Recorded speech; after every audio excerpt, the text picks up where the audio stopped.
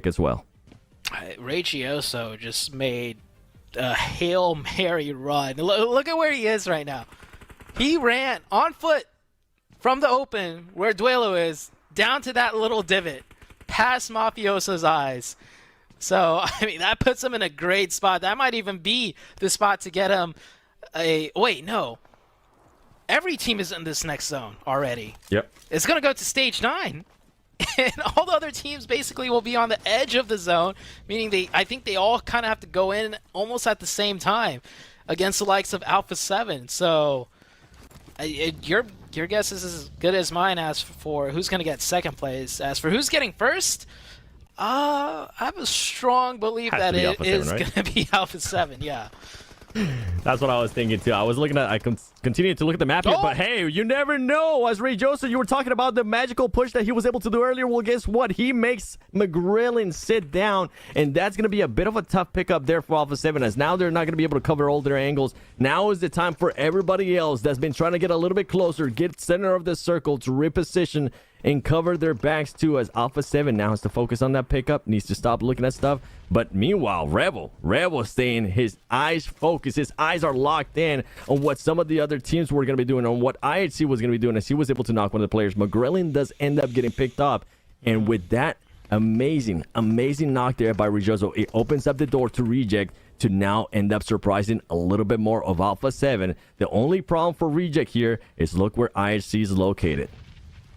I mean, I think IHC shouldn't be their biggest concern because Alpha 7's going to push out first into Rejects potentially. IHC is going to be just crossfired from Alpha 7 and the likes of Regnum Curry on the north side. So this is an all-out brawl now as the circle is closing in. That's a big knock. That's good for the likes of Rejects. Now Alpha 7 don't have a full 4-man pushing into them, and Rejects will survive with one. IHC still alive. Godless on the backside. He knows a Rejects member is somewhere in this field. And we're down to 3 teams. Godless jumping up and down, trying to peek over the top of the smoke. Regioso just trying to survive and get that second place. As Alpha 7, well, they're in no rush. They get that reset. They're back up to 4. They are back up to 4, and they know that Regioso is going to be close by. They know that that player, the last player from IC, is going to be keeping an eye out too. Here we go, Carrillo with that Groza on hand. Can he end up fighting Regioso? A lot of smokes going through. Regioso, if he keeps playing it like this, he could end up surprising them even more. But the good thing for Alpha 7 is that they've been able to spot him, and he's going to be able to take quick care of him as Carrillo ends up knocking him. Here we go, Alpha 7 now trying to go for the back-to-back. 3 wins so far today in 4 matches. McGrillen gets knocked by Godless, and here comes the other push. He could do this. We're going to have Rebel there in front of them. Here come the shots. Is he going to be able to clutch up? It was too much. Alpha 7 too much, and they clutch up the back-to-back chicken dinner Sute. That is 3 so far today, and we have only played 4 matches.